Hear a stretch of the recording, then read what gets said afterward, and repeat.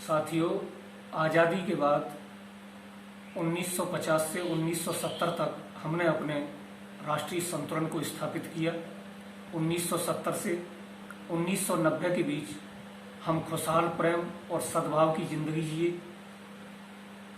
अब 1990 से 2000 तक कैसा जनमानस का जीवन रहा। निर्मल मन, जन धर्म धारणा, सबसे प्रेम न कोई कारण, यानी खुशहाल जीवन रहा। किंतु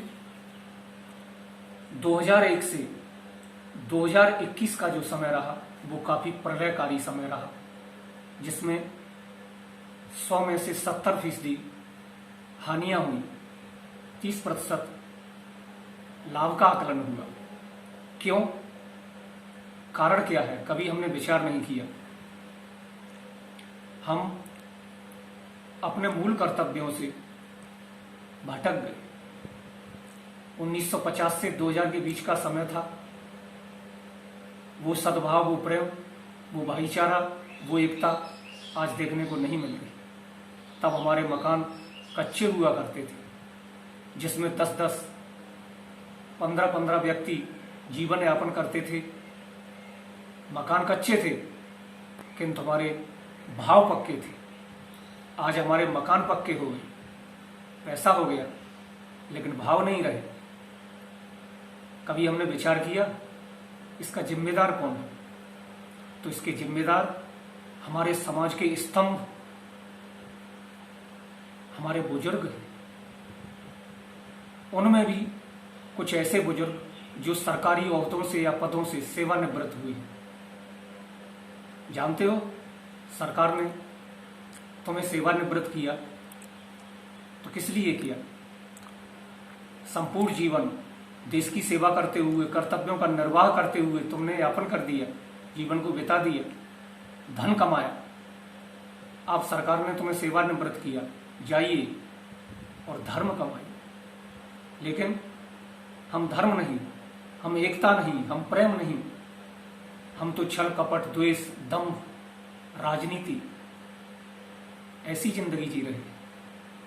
अब आप देख लीजिए, चौपालों पर एकता, सद्भाव, प्रेम की टोलियों के स्थान पर हमारे बुजुर्ग हाथों में इक्का गुल्ला बेगम बादशाह लेकर बैठे हैं। साथ में आने वाली पीढ़ियों के नए नए बच्चे भी खेल रहे हैं। कहीं शराब, कहीं व्यसन, कहीं कुछ और। ये ऐसे प्रमाद हो रहे हैं। आप धर्म के स्तंभ हो, समाज को सुचारू रूप से आगे ले जाने वाले स्तंभ हो, आपके ऊपर आने वाली पीढ़ियां छत की तरह टिकी हुई है। तो आपको विचार करना चाहिए। हमने कभी कभी पूछा कि ऐसा क्यों कर रहे हो, तो कुछ बुजुर्ग कहते हैं कि हम टाइम पास कर रहे हैं। तो मैंने 4 पंक्तियां लिखी।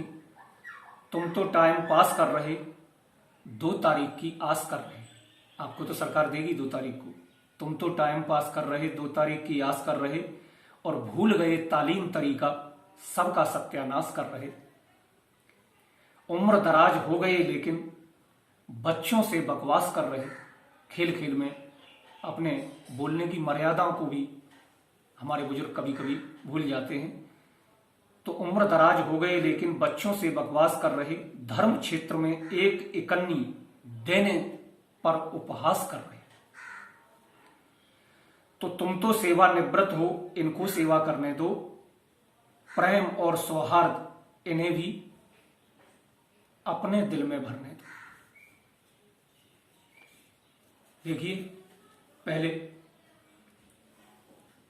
वर्ष पर्यंत हमारे गांव में ग्राम की देवी के लिए खप्पर निकाला जाता था। सभी कुछ न कुछ चंदा एकत्रित करके खप्पर निकालते थे, तो देवी प्रसन्न रहती थी। गांव में भी हानियां नहीं होती थी, सब खुशमय जीवन होता था। आज ग्राम के देवी देवता भी नाराज हैं। पहले के बुजुर्ग सभी एकत्रित होकर सर्व गांव के चंदा से, सहमति से, सहयोग से कथा, भागवतें, यज्ञ किया करते थे। तो पूरे गांव में खुशहाली रहती थी, सद्भाव रहता था, प्रेम रहता था। लेकिन अब जाने क्या हो गया। अब हम अपने मूल कर्तव्यों से भटक रहे हैं। तो मेरा तो यही कहना है सभी से कि एक बार फिर हम अपने दिलो दिमाग से अपने मूल कर्तव्यों पर अध्ययन करें, विचार करें और जो धर्म कार्य कर रहे हैं उनको प्रेरित करें। कुछ लोग ऐसे भी होते हैं कि कोई धर्म कार्य कर रहा है तो उससे कहते हैं क्यों मिट रहा है, क्यों बर्बाद हो रहा है। अरे भाई, तुम्हारा क्या जा रहा है? कोई धर्म का कार्य कर रहा है, सहयोग नहीं कर सकते तो उसे रोकते क्यों हो? उसमें बाधा क्यों बनते हो? राक्षसों के क्या कार्य थे? साम दाम दंड भेद से देवता लोग शुभ कार्य करते थे तो वो इसी प्रकार से रोकते थे। आगे बढ़ाइए, जो अच्छे कार्य कर रहा है उसको आगे बढ़ाइए, सहयोग कीजिए। सर्वे भवन्तु सुखिनः, सर्वे सन्तु निरामया, सर्वे भद्राण पश्यन्त, मां कश्चित् दुख भाग भवेत्। सभी सुखी हों, सभी निरोग हों, सभी का कल्याण हो, किसी को कोई दुख प्राप्त न हो, इसी कामना के साथ जय श्री राम।